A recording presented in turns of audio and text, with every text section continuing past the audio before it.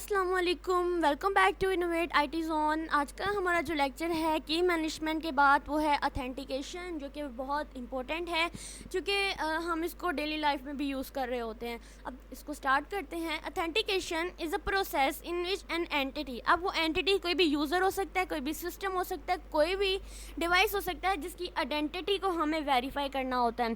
Goal of authentication is to ensure that the entity attempting access is authorize and is presented its claim identify security. यानी इसका मतलब ये होता है कि जो भी पर्सन उस डाटा को एक्सेस करने की कोशिश करता है उसे अपनी ऑथराइजेशन बतानी होती है कि वो इस चीज़ के लिए यानी ऑथराइज है, उसे अपनी ऑथरशिप जो है वो बतानी होती है। ठीक है, अब इसके कुछ कॉमन मेथड्स हैं अथेंटिकेशन के जो कि हम लोग डेली बेस पे भी यूज़ करते हैं। जैसे नॉलेज बेस्ड अथेंटिकेशन का मतलब क्या होता है कि यूज़र प्रोवाइड करता है कुछ सीक्रेट इन्फॉर्मेशन जैसे कि पासवर्ड, पिन और कुछ हमारे सिक्योरिटी क्वेश्चन आंसर क्वेश्चन देने होते हैं। जब हम इस चीज़ को करेक्टली कर लेते हैं ना, जैसे कि आप लोग देख रहे होंगे कि आजकल जो चल रहा है हमारा सिस्टम, जैसे कि हमने किसी चीज़ को वेब पे लॉगिन करना है तो हमें क्या करना पड़ता है कि पिक्चर हमें देते हैं और वो कहते हैं कि इसको मैच करके दिखाएं, या वो कुछ हमें कुछ क्वेश्चन देते हैं जैसे कि ये कोड, इन दोनों में सेम कोड कौन सा है।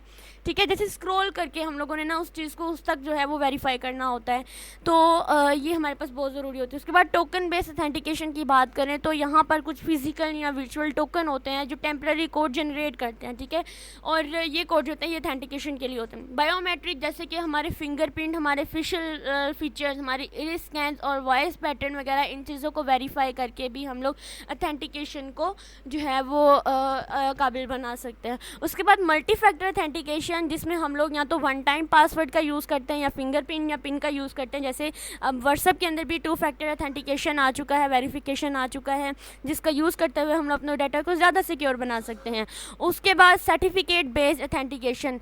अच्छा, टू फैक्टर्स में यह था कि जब हम उस ऐप को, उस एप्लीकेशन को ज़्यादा यूज़ करने लग जाते हैं ना, तो फिर उससे भी शक पड़ जाता है कि कहीं ये अनऑथराइज पर्सन तो नहीं जो एक ही चीज़ पर बार बार यूज़ करे, तो वो बार बार हमें फिर कहता है कि आपने अगर इसका वेरिफिकेशन किया, टू फैक्टर वेरिफिकेशन या अथेंटिकेशन किया, तो आप इसको जो पासवर्ड लगाया है आप इसको अप्लाई करके देखें, तो अगर वो करेक्टली अप्लाई हो जाता है तो इसका मतलब होता है कि वो बंदा जो है वो बिल्कुल अथेंटिकेशन है, वो इस चीज़ को यूज़ कर सकता है। ठीक है, उसके बाद सर्टिफिकेट बेस्ड अथेंटिकेशन की बात करें तो ये मेथड यूजुअली डिजिटल सर्टिफिकेट्स, इन सब चीज़ों को प्रूव करने के लिए यूज़ किया जाता है। ठीक है, सर्टिफिकेट बेस होते हैं, अगर हमारे पास सर्टिफिकेट होता है तो हम लोग आसानी से उस चीज़ तक जैसे हम जा सकते हैं। ठीक है, जैसे अगर मैं कहती हूँ कि मैंने इस स्कूल में पढ़ा तो मैं वहाँ जाना चाहती हूँ और मुझे परमिशन नहीं दे रही कि नहीं आप पहली दफ़ा आए इस स्कूल में, आप आ नहीं सकते हैं, तो मैं क्या करूँगी, क्योंकि मैं स्कूल से पढ़ के जा चुकी हूँ तो मैं उन्हें अपना सर्टिफिकेट दिखाकर भी वेरीफाई करा सकती हूँ कि हाँ मैं इस स्कूल की स्टूडेंट हूँ, मुझे इन टीचर से मिलने जाना है। ठीक है, इस तरह से।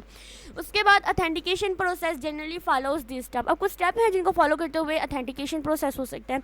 जैसे अथेंटिकेशन एजर्शन, जिसके अंदर हमें क्या करना पड़ता है कि हमें अपनी email, user name, digital certificate वगैरह होते हैं ना, उनको इंसर्ट करना पड़ता है। उसके बाद क्रेडेंशियल सबमिशन, इसमें क्या होता है कि जैसे पासवर्ड, टोकन कोड या बायोमेट्रिक डाटा जो होता है ना, उन चीज़ों को सबमिट करवाना पड़ता है। ये आप लोगों ने याद रखना है। आइडेंटिटी एजर्शन में हम लोग ईमेल, डिजिटल सर्टिफिकेट वगैरह देते हैं। क्रेडेंशियल में हम लोग कोई भी टोकन या बायोमेट्रिक करते हैं। और बायोमेट्रिक आप लोगों को इस चीज़ का याद रखना है कि बायोमेट्रिक हमेशा हमारे फेशियल एक्सप्रेशन, हमारी फिंगर प्रिंट्स या हमारी वॉइस पैटर्न जो होता है ना, ये चीज़ें होती हैं। ठीक है, वेरिफिकेशन बात करें, the system verify the credential, if the credential are correct authentication is successful and access is granted. यानी इसमें क्या होता है कि अगर हम लोग सक्सेसफुली उस चीज़ को, हमारा पासवर्ड अगर सक्सेसफुली अप्लाई हो जाता है तो देन क्या होता है कि हमारा जो सिस्टम होता है ना वो इस चीज़ को एक्सेप्ट कर लेता है कि हाँ यही पर्सन है, इसको इसके लिए एक्सेस देनी चाहिए। अगर मैं एक्सेस कंट्रोल के अंदर ना इसको थोड़ा डिटेल से पढ़ेंगे।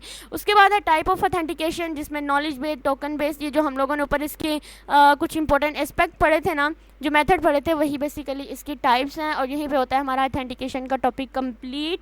Hope so you will be understand very well. Video अच्छी लगी हो तो वीडियो को लाइक कर दीजिएगा, और लाइक करते हुए आपके थंब में कोई भी पेन नहीं आएगी, I am guaranteed. Thank you so much.